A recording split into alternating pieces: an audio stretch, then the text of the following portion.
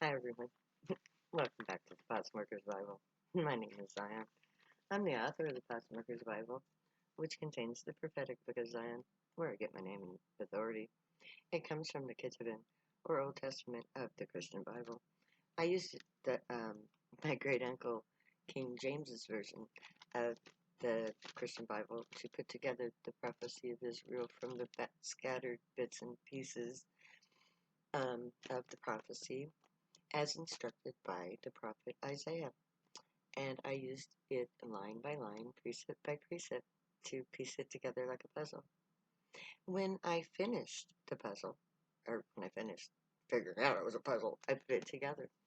And what it was my life story and instructions as to how I was to champion the cause of my people who use drugs. The Zionite people, the priests of the Most High God of Israel, a chosen people created by the Grey to speak on their behalf to the human race and to be the guardians of the human race, the priests, the humanitarians, the peacekeepers, the elite. Today, I'm going to be reading to you from the 16th chapter of the Potsmoker's Bible, which contains the 13th chapter of the Book of Zion. It's called Woe Unto Them.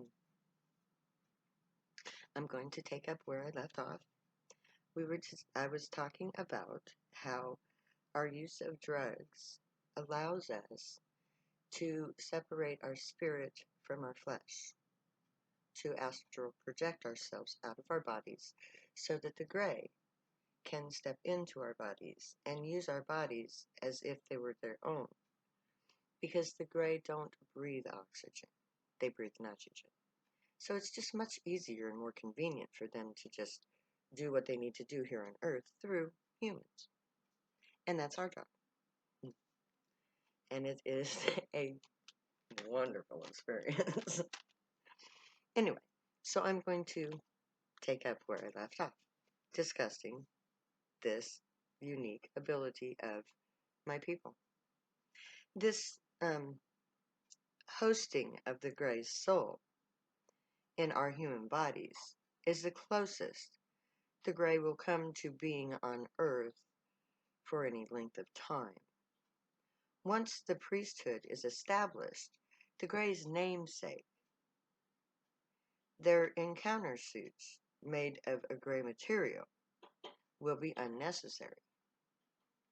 We will see them via video cams in their true form, which is blue. But they will work on Earth as embodied humans, uninhibited by the need for the suits.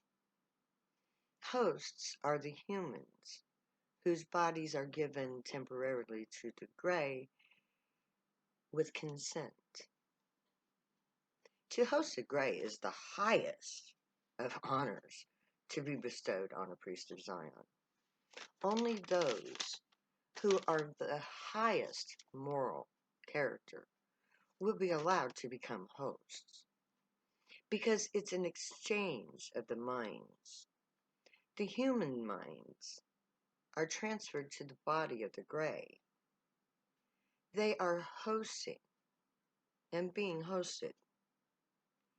It's a privilege to host and be hosted by a Grey.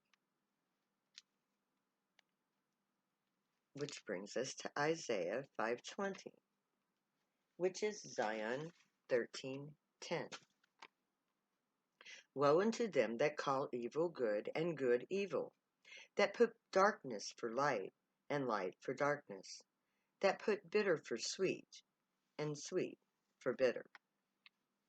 Isaiah points out the reversed sense of morality in this society that it believes in. Those who call evil good and good evil are the people who go to religion services but then spend their lives doing ungodly acts in the name of work. They believe that they are justified in all that they do, no matter how selfish and harmful it is. They do evil, and they call it good. These people live in darkness. Their souls produce dark energy because their thoughts are selfish and prideful. They think that they are good people who are blessed, but they do and think that which is negative. They dwell on sin and blame others for their evil deeds. They think that they are souls that are pure and light, but they do and create that which is dark and harmful. These people put bitter for sweet and sweet for bitter. This is talking about the poison that we call food. The bitter is the chemical preservatives they use to prolong the shelf life of our so-called food. The sweet is the overuse of sweeteners to overcome the bitter taste of the chemicals. This food they sell us is truly killing us. Bitter death in a box, sweetened to hide the poison. Proverbs 21:7 is Zion 13:1. The robbery of the wicked will destroy them, because they refuse to do judgment. This is a straightforward verse. The robbery of the wicked shall destroy them, because they refuse to do judgment. The robbers refuse, of course, the robbery, of course, refused to the theft by unlawful taking, which is what the government does with taxes and the war on drugs. There is no justice in this world. 1% of the people have everything, while the rest either enjoy less or struggle to survive. The elite hold power over the money that fuels this society. No one here can survive without it. Those who have it are heartless to those who need it. Money is the soulless god of this society. Isaiah 5:21 to 23 becomes Zion 13:12 to 14. Woe unto them that are wise in their own eyes and prudent in their own sight. Woe unto them that are mighty to drink wine, and men of strength to mingle strong drink, which justify the wicked for reward, and take away the righteousness of the righteous from him. Isaiah tells us that those people who believe that they are wise and prudent, who create this society, following the desires of their hearts, believing that they and this society are doing well, are in big trouble. They are fools who are destroying themselves. These people drink alcohol, a man-made substance. They get drunk. Then they say that drug users are worthy of prison. These people are hypocrites.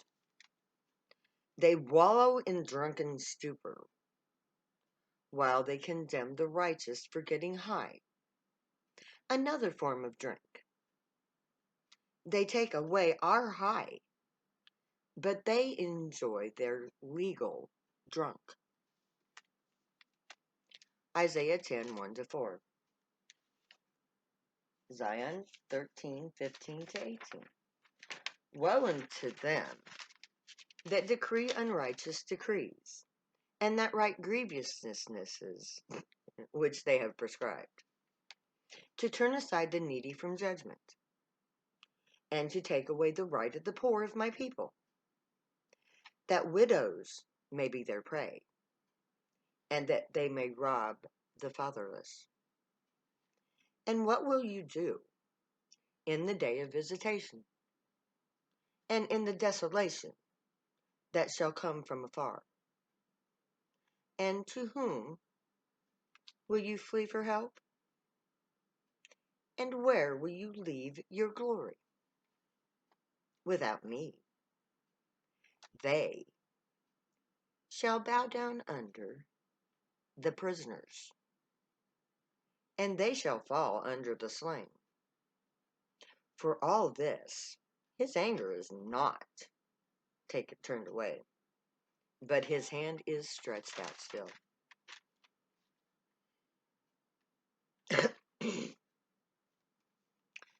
Isaiah 10:1-4. This is a very telling passage. Unrighteous decrees are the laws against drugs. Our Constitution is based on the Bill of Rights. The drug laws violate those three of those rights protected. 1, privacy. 2, the right of self-determination. And 3, the pursuit of happiness. Pure and simple. The laws that prohibit drug use are unconstitutional. There can be no justification in the USA for denying a citizen the right to enjoy their freedom, the choice, their own private form of happiness. I use drugs for religious purposes.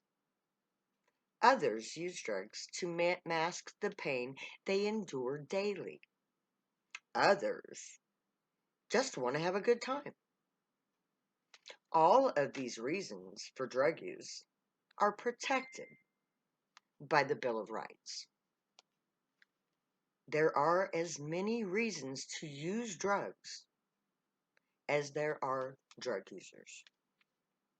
The propaganda used to incite fear and panic in the American mind was based on lies made up by the government, reefer madness, and other media hysteria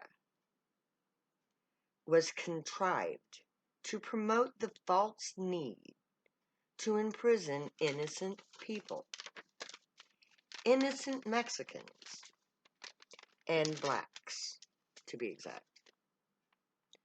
Minority groups, which became prey in a game called Cops versus Drug Addicts.